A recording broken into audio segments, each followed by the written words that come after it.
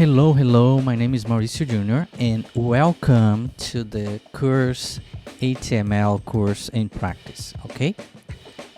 We are focused here in HTML, CSS, and JavaScript. HTML, it's easy, but it's not so easy if you start right now.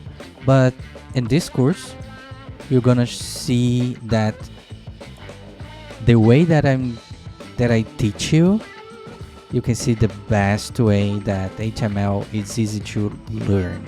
Easy because we are going to do practice all the time, okay? My focus here is practice, and we are going to do a lot of examples together. And I will tell you that HTML is the same thing as math. We just learn when you do. And here in the course, I will challenge you sometimes, and then we are going to do some HTML page together. Okay? So welcome, and please don't give up. You're gonna see that it's gonna be okay, and you'll learn as soon as possible in fast way. Okay?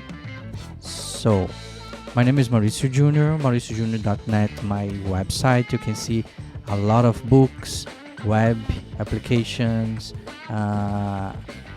application from apps from App Store, ebooks, community articles, a lot of